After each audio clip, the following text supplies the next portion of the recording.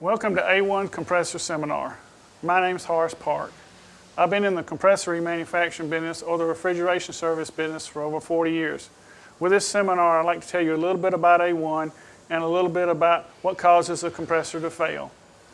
So let's get started. One thing I want you to remember is that A1 Compressor is not just another remanufacturer.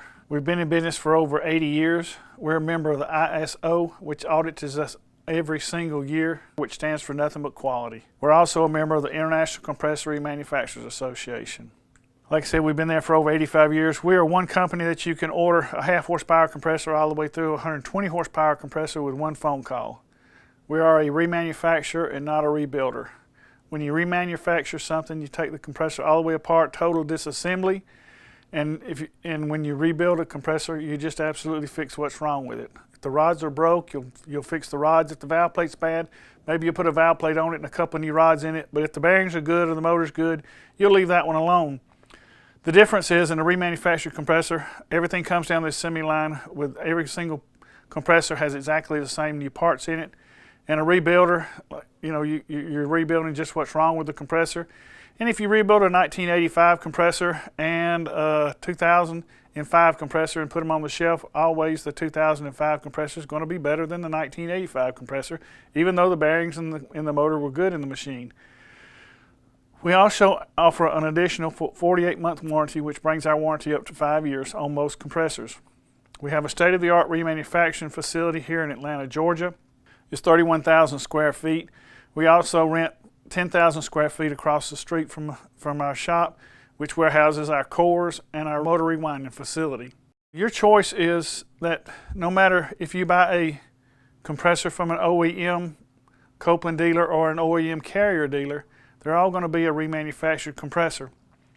The way you can tell a remanufactured compressor from a new compressor is that the OEMs are always busy building their new compressors to put in new pieces of equipment, and they install service valves on that compressor instead of shipping plates. So you're going to get a remanufactured semi-hermetic compressor with shipping plates on it. It's going to be a remanufactured compressor there. So your choices are really a remanufactured or rebuilt, and you'll always choose the remanufactured over the rebuilt simply because of the quality. This is a test stand that we purchased from the McQuay remanufacturing facility that used to be in Adairsville, Georgia. They remanufactured it from McQuay in York, and when Dyson bought McQuay out, they simply closed this facility down, and we purchased their test stand. This test stand, if you not see, tests the suction pressure, the discharge pressure, oil pressure, mass flow, amp draw, loads and unloads, every single thing that you could do to a compressor.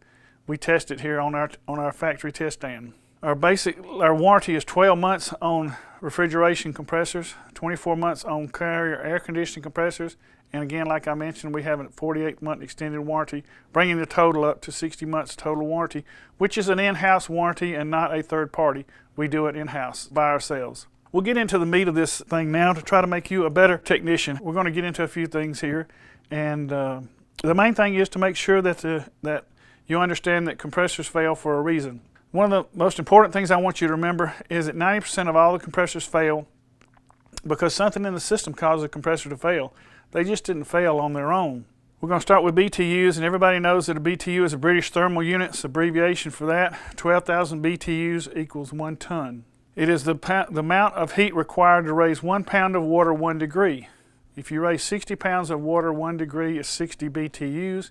If you raise 1 pound of water 60 degrees, it's 60 BTUs. Air conditioning versus refrigeration. When I was doing refrigeration service work, I could always tell when I followed an air conditioning mechanic because trying to do refrigeration simply because he would oversize the expansion valve just about every single time. So I wanted to put this slide in there to show you that an air conditioning BTU is normally 1 ton per horsepower. A refrigeration BTUs can be as little as 1/3 ton per horsepower. The lower the evaporator temperature, the lower the BTUs per horsepower. For example, a 3 horsepower air conditioning compressor is 36,000 BTUs or 3 ton expansion valve. A 3 horsepower freezer compressor could be 12,000 BTUs and could be even as low as 10,000 BTUs, which you would have a 1 ton expansion valve on that particular machine as a freezer. Yeah, I'm going to talk about superheat simply because superheat means that you don't have any liquid coming back to the compressor. But zero superheat means that you do have liquid coming back to the compressor, and that's what tears up most compressors, is the liquid of refrigerant that doesn't boil off in the evaporator. To measure superheat, it's just simple. You're just measuring the temperature of the suction line at any given point against the suction pressure converted to temperature. You would need a temperature pressure chart to do this. All your refrigerants, you need to have a temperature pressure chart to be able to figure out what the superheat is. The difference on it, like I said, the example here would be an R22 air conditioning compressor with a 58-degree suction line temperature and a 65-pound suction, which converts on a temperature pressure chart to 38 degrees. The difference between the 58 and the 38 subtracted would be a 20-degree superheat, which is ideal. This is one of the better refrigeration and air conditioning cycle charts that I've seen here. If you'll notice here, where it says evaporator in the blue, that is where the liquid refrigerant has all boiled off, and the blue indicates superheat, which means there's vapor coming back to the compressor. For instance, if the coil ice is up, then the liquid comes floating back to the compressor and damages the compressor. It mixes with the oil, where we're going to get into the next part of our seminar. This is a temperature pressure chart. Most of your servicemen, a good serviceman will always have one of these in his truck, but nowadays with all the refrigerants though, you still would need to have a temperature pressure chart on the refrigerant that you're using today, simply so you can set the superheat. You must have superheat or the compressor will be the next thing that you change.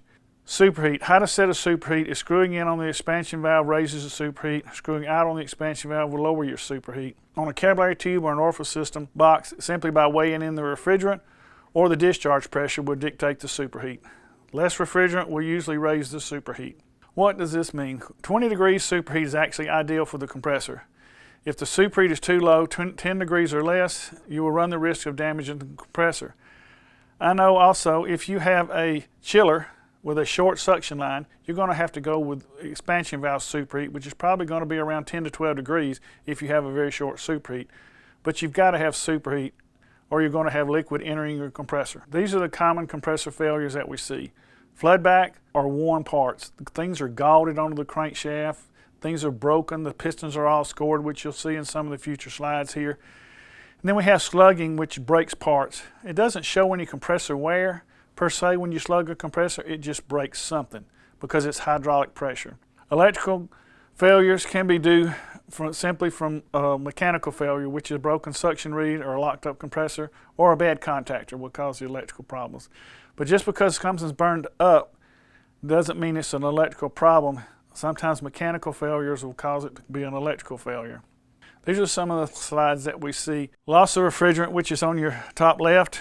Liquid slugging, which is on top right, where you'll see where the valve pins have broken, valve parts have beat up the top of the piston there. And on the bottom left, you'll see where it looks like maybe the compressor got a little bit too much sweat onto the body of the compressor, which causes these terminals here to short out. On the bottom right would be your electric motor that has failed. Causes of compressor failures: loss of lubrication, flooding starts, slugging. But the one I want to look at is contamination. When a compressor starts to fail, everything that fails in that compressor is going to end up into the oil, which contaminates the oil and just starts wearing on the parts. Overheating and electrical problems. These also cause compressor failures. We want to talk now about loss of lubrication. This would be where liquid refrigerant has diluted the oil and caused the oil to thin out to where it does not lubricate properly. For instance, if you took your car and you poured about a quart of gasoline down into the oil of your car and ran it for 100 miles, you would expect to see things like this. The scuffing of the piston that you see, the worn rod at the bottom where it's starting to gall. The bottom right would be where these parts are all galled up simply because of lack of lubrication. The top right rod would be simply from a valve plate failure, which caused the lack of lubrication on the bottom of the wrist pin. This is floodback. This is actually a rotor which spins inside the electric motor. There's approximately 10 thousandths clearance between the electric motor and the windings, or what we call the stator. If you get loss of lubrication, it wears the bearings down. If the bearing wears 10 thousandths, then this rotor starts dragging on the electric motor, and it's going to short out and cause a hot spot on the electric motor, which causes electrical failure, when actually it was loss of lubrication or zero superheat that caused this type failure. Causes of floodback are loose fan belts, dirty evaporator coils, low refrigerant on an R22 system, overcharged on a refrigeration system, thermostatic expansion valve issues, low head pressure, and a faulty crankcase heater causes a flood back. This is an extreme condition here where the expansion valve feeler bulb has come loose from the suction line, which causes the liquid to flood back into the compressor. And of course it damages the compressor unless it has a good oil safety switch. I put this slide in here because I want you to think about compressors compress, they don't pump liquid. Compressors compress air or refrigerant vapors. Pumps pump liquid. You have oil pumps, gas pumps, water pumps, but they're made to pump liquid. Compressors are made to pump vapor. There's not enough room when the piston comes all the way up to top dead center to have any allowance for liquid when the compressor is turning at 1800 RPM. These are some of the signs that we see. This is an everyday occurrence in the teardown department here at A1 Compressors. This is strictly from liquid flood back where it has galded the rods and the crankshaft here on it. These are the wearing that we see when liquid refrigerant enters the oil and thins it out, whether it's lack of lubrication. Remember, this is a system that either iced up or flooded back liquid refrigerant. The same slides here. Like I said, this is an everyday occurrence where you see just liquid washed out and worn parts. We're going to get in now to liquid slugging. Liquid slugging usually happens on a startup.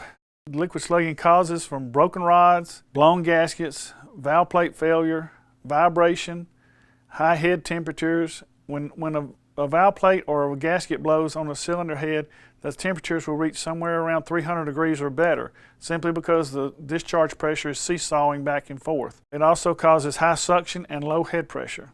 These are some of the things we see. This is a broken valve reed that you see on the left and a blown gasket that you see on the right.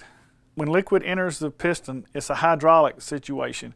When vapor enters a piston, you can take the vapor and compress it up to 500 psi. But when you hydraulic something, you're looking at like 20,000 psi. Something's got to give and something's got to break. When liquid enters a compressor, that's turning at 1800 RPM. This is another indication of a blown gasket. This is just strictly hydraulics that take place here. Broken crankshafts. This is a common occurrence. Like I said, this is liquid slugging. If you'll notice, these parts don't show any wear on them because they did have lubrication. They just had liquid slugging that came in probably as the compressor started up is where something like this will break. There's liquid either in the evaporator that's migrated back to the compressor, and like I said, something's got to give. These were flat suction reeds here. As you see, the one on the left has been dimpled from the hydraulics and the one on the right has been broken. I put this slide in here because yes, there's a valve plate gasket that was blown right here, but the gasket seesawing back and forth caused this head to reach 300 degrees. When this happens, oil starts to burn. So the oil cooks at about 300 degrees. Your POE oil is a little bit higher than that on its cooking part, but most oils start cooking around 300 degrees. So this is what you see when you take a compressor apart when the discharge temperatures reach 300 degrees. You must have superheat or the compressor is the next thing that you will change. Everything that we just talked about, whether it be liquid slugging or liquid migration or flood back, could all be taken care of by an accumulator. The accumulator is like buying an insurance policy for your refrigeration system or air conditioning system. It catches any liquid refrigerant that may come back to the compressor. It mounts in the suction line, but you got to be careful on a liquid accumulator because the only indication that tells you which direction that it mounts in is it has IN stamped on top of the accumulator, and that will always face toward the evaporator. If you pipe the accumulator in backwards, it will trap all the oil in the system. But accumulators are just a tank there that any liquid that might come back to harm the compressor, it will catch. It won't trap any oil because it has a P-trap in the bottom of it with a small hole that allows the oil to return back to the compressor in very small amounts. Electrical problems. High and low voltage, lightning, bad contactors, bad operating controls, loose connections, and bad breakers. All these things cause electrical problems. But don't count every electrical failure to be caused by something electrical where, like I said, it could be mechanical that causes an electrical failure. Broken rods, broken little pieces will get on top of the electric motor and short it out. This is an electric motor where it blew out in the slots. This could be caused by, like we talked about, the liquid dilution that would wash the bearing out. But here it looks like it just had some debris or something there that actually caused this slot to blow out on the left-hand side. The right-hand side has an indication that it could be a single-phase motor. You know, when you send a compressor back, sometimes you wonder, well, how do they really know whether it was single-phased or not? Well, when you single-phase a motor, 2/3 of the motor has power applied to it, and 1/3 of the motor does not. So you have 2/3 of the little plastic pieces, 2/3 of the motor are burnt up because of overheated, and 1/3 of the motor is not even hurt because it actually did not have any power applied to it. Contactors. The compressor that you install is about the most expensive piece of equipment that you can put in the system. And the contactor is one of the most inexpensive pieces that you can put. So when you're changing a compressor out, it's always good to change the contactor out with it. If you can't change the contactor out, then you need to take the cover off and make a visual look at your contactor points to make sure that they look okay. But I would recommend changing the contactor every time you replace a compressor if you don't know the last time the contactor was changed. I put this slide in here because of single-phase compressors. Always change the relay when you're changing a single-phase compressor. It really doesn't matter how long the compressor has been in on there, but the little relays do not last. It doesn't take them very long before the points actually start becoming black and pitted. If you don't believe me, just change the relay for me and then hit it with a hammer, bust it open, and take a visual look at the points, and you'll see that they are severely worn even if it hasn't been on there for very long. So always change the relay on a single-phase unit when you're changing the compressor. I put this slide in here because over the years, Copeland has changed their modules, their control modules, which control the single-phase protection. They first started off with the Robert Shaw, which was 70 to 80 ohms on their sensors that are buried inside the electric motor. Next, they went to Texas Instruments, which was 500 to 2700 ohms on the resistance, which is on the sensors that are in the motor. The third one was a Crew-One sensor, which is 40 to 80 ohms. And then the new Core Sense that they have now is also 40 to 80 ohms. The reason I put this in there is because if you buy a compressor from someone and they don't give you a module to match up to the compressor that you've got, then how do you know that the module that you have out on the job is going to match the sensors that you have on the compressor that you're putting in? You may be mismatching the module. It may work and it may come on, but it won't actually give you the protection, the single-phase protection that you need. So you always want to make sure to match the module up with the sensors that are in the compressor. This is the module that I'm talking about here. This is a new Crew-One ITN 369 module, which Copeland puts on all their remanufactured compressors that they send out. But this is for single-phase protection. This is the module that goes with the 40 to 70 ohm resistance. I put this slide in here because I wanted to address the part wind start. If you'll notice, 1, 2, and 3 start the compressor going, and with 1 contactor, and 7, 8, 9 finishes the compressor up. The important thing that you got to remember is if you change the contactor or if you change when you're wiring the compressor up, that 1 and 7 have to be on the same phase, 2 and 8 have to be on the same phase, and 3 and 9 have to be on the same phase. If these aren't on the same phase, what you're going to have is contactor 1 pulling in and starting the compressor rotating in, say, clockwise rotation. If you don't have it wired properly, 7, 8, 9, the second contactor will pull in and try to start the compressor rotating in the counterclockwise rotation. Then what you have is a motor that's fighting itself, where one of them is going in one direction and the other one's going in the other direction. Again, 1 and 7, 2 and 8, and 3 and 9 have to be on the same phase when you wire them up, or to make sure that the compressor, both sides of the compressor, are running in the same rotation. Oils. I put this in there because basically there are 3 types of oils. We have mineral oil, alkylbenzene oil, and POE oil. One of the reasons I put this in there is because mineral oil and alkylbenzene oil will mix together without any problems. It doesn't matter which one you have on your truck, whether your compressor's got mineral oil in it or alkylbenzene oil, these mix and will do just fine. Mineral oil has a tendency to foam, alkylbenzene oil has a tendency not to foam. So a lot of times they will add the mineral oil to the alkylbenzene oil. That will actually quieten the compressor down a little bit because sometimes foam actually quietens the compressor down. POE oil is made out of alcohol and acid. You want to make sure that you try to keep that as clean as possible. Always match your oil up to your refrigerant. The reason you do this is because if you don't, the molecules won't match on your refrigerant and your oil will get out into the evaporator and not return back to the compressor. Two requirements of getting the oil back to the compressor would be a head pressure control. A lot of times if the head pressure is too low, your oil will hang out in your evaporator and not come back. And if you raise your head pressure up, you will see that your oil will return back to your compressor. The other one would be a P-trap, which everyone knows. If your compressor condensing unit is 12 feet or higher above your evaporator, you would want to put a P-trap in it in order to get the oil to come back to the compressor. Charging a system with a headmaster valve. The function of a headmaster valve is to allow the gas to bypass the condenser in a cold ambient condition. The main thing you want to remember is not to have a fan cycling control and a headmaster valve on the same system. I want you to think about when you're evacuating a system as what you're trying to do after you've installed a compressor. You're just trying to remove the non-condensables of the compressor. Don't leave the vacuum pump on it all night long. Just go to lunch, put it on about 30 minutes, get it in about a 28-inch vacuum or close to a 500 micron system, and then you're good to install your refrigerant, which would be easier installed on the high side system of the compressor. You can just about practically charge the system completely up through the discharge line once you've pulled it into a vacuum. I put this slide in here because you never ever ever put 410A refrigerant in an A1 compressor. The relief valves on them are set at 325 psi on the relief valve, and the electrical seals are never set to hold up under the 410 pressures. So never use 410A refrigerant in an A1 compressor. 5 rules for charging a system. Evacuate the system to remove the non-condensables.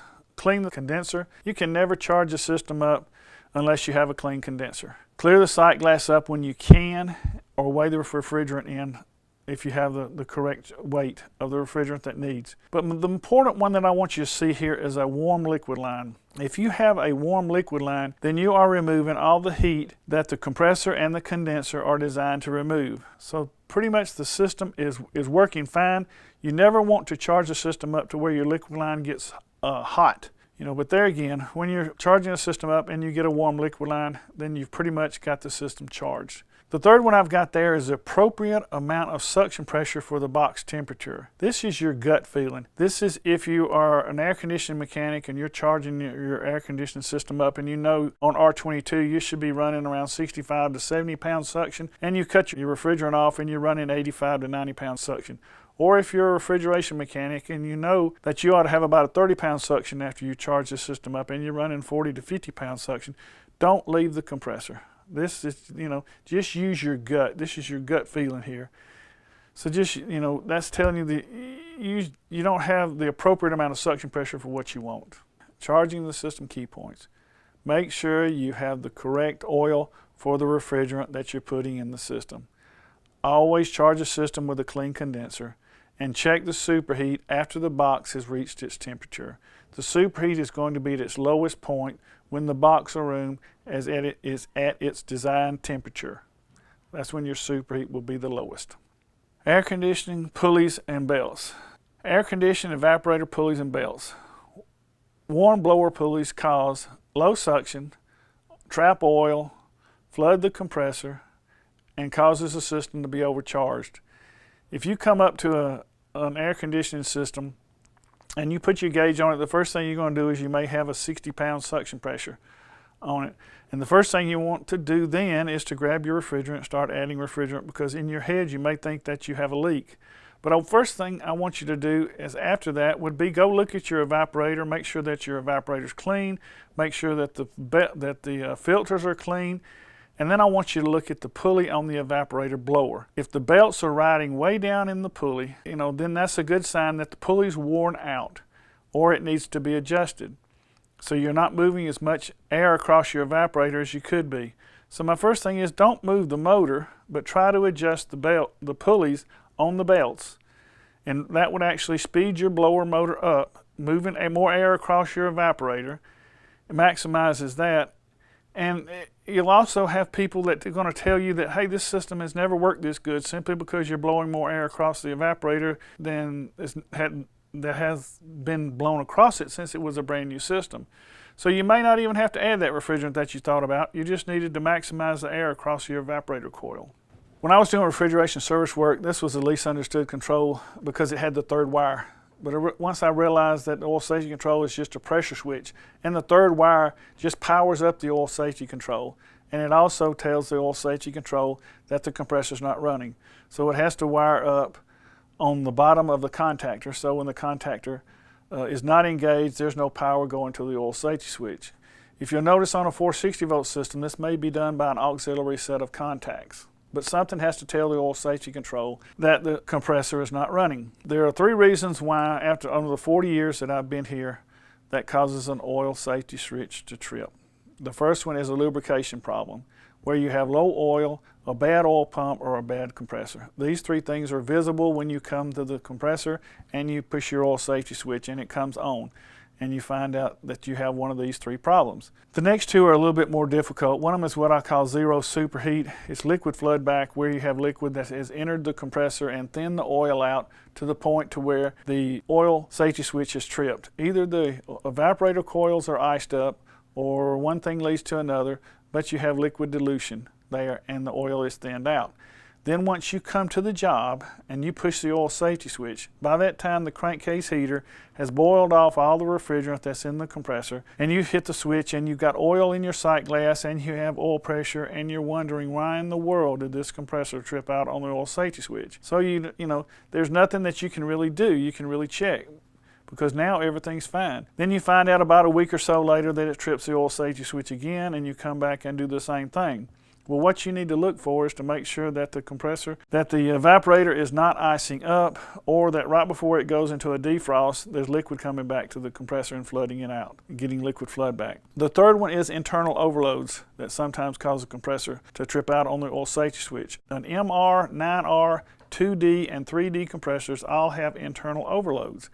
If it trips off on the internal overload or does not start up, the next thing it's going to do is shut off on the oil safety switch unless it has a current sensing relay. But then you come out on the job after the compressor's cooled off and the overload is reset, and you push the oil safety switch button, and there again you have oil pressure and you have oil in the sight glass, and you can't figure out why this compressor tripped off on the oil safety switch. And then about 2 or 3 days later, maybe a week, it's done the same thing all over again, and you still can't find anything wrong. The best way I can tell you to diagnose this problem would be to take the oil safety switch button and push it about 2 or 3, 4, maybe 10 times in a row to see if the compressor starts up every time. Sometimes on a 208 volt system you will see that the compressor hums and does not start up, and therefore it trips off on the internal overload, and then the oil safety switch follows that. Those are the 2 things: a zero superheat causing it to dilute the oil, and an overload problem. Those 3 things will really kick your fanny when you're trying to figure out what causes an oil safety switch to trip. Usually, I tell my people that usually an oil safety switch that's tripping out is good. In other words, when you change, the first thing you want to do on the second and third time that you go out on the job is change the oil safety switch, when really what I call you're just shooting the messenger. The oil safety switch is not the problem. There's another problem causing it to trip out. Oil safety controls usually on Copeland's are a 9-pound differential because they run close to a 40-pound oil pressure. And on carriers I like to see usually a 6-pound differential switch because the oil pressures on a carrier usually range around 30 pounds. You will see that oil safety switches are usually about a 120-second delay, and they're all manual reset. Remember this key point: every time you reset an oil safety switch is one compressor you didn't have to change. So do not straight wire an oil safety switch. I've got this slide in there because if you look on the left, you'll see 3 valve plate gaskets there. When you purchase a valve plate from a Copeland distributor or from us there, you're going to see that it's going to come with multiple valve plate gaskets, and they all look just alike. But they are a little bit different because Copeland usually has about 3 or 4 different bores on their compressors. It might be a 2.5 inch bore, and then you might have a 2 11/16 bore, and then you might have a 2 15/16 bore. But you'll notice all the valve plate gaskets will look identically the same to a layman. The valve plate gasket that you want is the one that matches the cylinder wall exactly.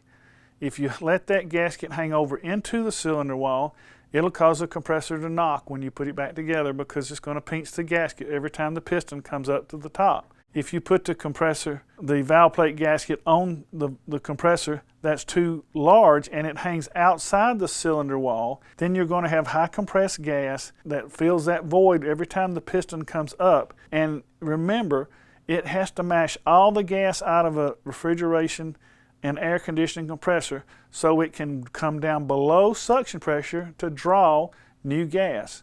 So if you put this too large of a gasket on there, you will kill the efficiency of the compressor, because now instead of the piston coming down maybe 1/4 of an inch to get below suction to draw new gas, it suddenly has to come down about 1/2 or 3/4 of an inch to get below suction pressure to draw new suction gas. So when you get multiple valve plate gaskets that you see in the kit when you buy a Copeland valve plate, you want to make sure that you match the gasket up exactly to the cylinder bore. It doesn't hang inside the cylinder and it doesn't hang outside the cylinder. On the right hand side of this slide is the older standard valve plate there that you see at the top where the suction reeds lay on top of 2 pins that are on top of the compressor. On the bottom right is the new Delta reed design where the suction reeds are riveted to the bottom of the valve plate. These 2 valve plates are not interchangeable, and you need to give your wholesaler the exact model number of the compressor that you have so you can get the correct valve plate when you're going to do a valve plate change on a compressor. There are 2 different designs there. One's the standard valve plate, one is the Delta reed, and it's in the model number of the compressor, which will tell your wholesaler which valve plates you have out on the job. On the left hand side you'll see 3 head gaskets. What sounds like common sense is a common problem. The top gasket would be the center head gasket. The middle gasket is the side head gasket, and the bottom gasket would be an unloader head gasket. You've got to get the right gasket with the right head. It has to be matched up exactly. For instance, if you took the center head gasket and laid it on top of the top head gasket head, it would look like it covered it, but you would be missing the little square that's in the middle of the top head gasket there. So anyway, what I'm trying to say is you've got to match the head gasket up to the head and then put it onto the valve plate. They don't have dowel pins like Copeland does to stop you from making a mistake. These gaskets will look just like you've got it made, but you've got to make sure that all the gasket area is covered and you don't put the wrong gasket on the wrong head. On the right hand side you will see the old style carrier valve plate for an 06E and then the new style high efficiency valve plate on the right. These valve plates are interchangeable, but you lose a little bit of efficiency if you try to put an old style valve plate onto a new style valve plate. But probably if you go to a carrier dealer, you're going to probably get the new style valve plate, which will fit also on top of the old style compressor without any problems. You're just going to lose a little bit of efficiency simply because of the discharge holes that you see where the arrows are a little bit larger on the new style valve plate versus the old style valve plate. Carrier changed their design of their unloader heads from hot gas bypass, which is on the left, to suction shutoff, which is on the right. But they did not change their unloader. And the same unloader will fit from the old valve plate to the new valve plate. The way to determine whether it is an old unloader head to the new unloader head is the plate that you see there on the bottom of the head. The way to get the unloader to fit from the old hot gas bypass to the new suction is simply unscrew the piston off of the bottom of the unloader. Whether it be an electric unloader or a pressure type unloader, the piston will unscrew. It is spring loaded and you pull it apart, put a 1/2 inch wrench in there, and it will unscrew off the bottom of your unloader, and then it will fit from the old style to the new style, but you must remove the piston. Air conditioning unloaders, usually they start trying to unload the the compressor from around 60 to 62 pounds of suction. The reason you want to start unloading the compressor is simply to make sure that you're on an air conditioning system that your evaporator does not get below 32 degrees, which would cause the evaporator to start icing up. So you unload it to keep your evaporator above 32 degrees and your suction pressure somewhere between 60 and 75 pounds of suction pressure. The loading usually starts around 72 to 74 pounds on an R22 system. Solenoids should be added there if you're going to unload the compressor twice. I really don't like to see a compressor unloaded twice without having a solenoid that will cut off one of the evaporators or one of the expansion valves. I don't like to see a compressor unloaded twice without having a split evaporator with split expansion valves with a solenoid valve that will cut off when it unloads the second time. Simply because you have a 30-ton system that unloads twice, you now have 30 tons of expansion valve on a compressor that is running at 10 tons capacity. Flood back, this could cause flood back to the compressor and damaging it if it stays unloaded for a very long period of time. This is sort of what I'm talking about here with a split evaporator, 2 expansion valves, and hopefully they've got a solenoid valve which would shut down one of the evaporators if the compressor is unloaded twice. Adding a suction line filter. I've got this in here because I want you to think about exactly what you're trying to do when you add a suction line filter. You're simply trying to remove the acid from the system. You're not trying to remove any debris from a system. I know that we've all taken apart suction line filters and found debris in them, but any debris that had to be in a suction line filter had to go through your liquid line filter and your expansion valve strainer before it gets to the suction line. So you're really not trying to trap debris, you're trying to get the acid out of a system, which can be done by acid away or another type product. Also, if you install a suction line filter, please install it vertically and not horizontally, so that it might become an oil trap if you install a suction line filter horizontally. So be careful with that if you don't mind. Thermostatic expansion valves. There's 2 kinds of expansion valves, basically an internally equalized expansion valve and an externally equalized expansion valve. Internally equalized expansion valves have an evaporator, one inlet into the evaporator and one outlet in the evaporator. An externally equalized expansion valve is fed with feeder tubes. So the first thing that your wholesaler is going to ask you when you ask him for an expansion valve is internally equalized or externally equalized. If it is externally equalized, then you have feeder tubes that allow liquid to enter the evaporator about 5 or 6 times faster than it would be with an internally equalized expansion valve. There's 2 common types of expansion valves, a standard port and a balanced port. If I'm going to go with a balanced port expansion valve, I always like to go on the low end. If I need a 2-ton expansion valve, I'd rather have one that was a 1.5 tons to a 2-ton rather than a 2-ton to a 3-ton, simply because of the orifice that's inside the expansion valve is larger on a 3-ton than it would be on a normally sized 2-ton. On a low temp application, I always like to go with an MOP valve, which is a maximum operating expansion valve for freezers. It allows it to act just like a pressure regulator, and after the compressor starts up, it usually stops the suction pressure that hangs right around 30 pounds of back pressure. It's just a great thing to have. On a spoiling, it would be a ZP valve. Pump down systems.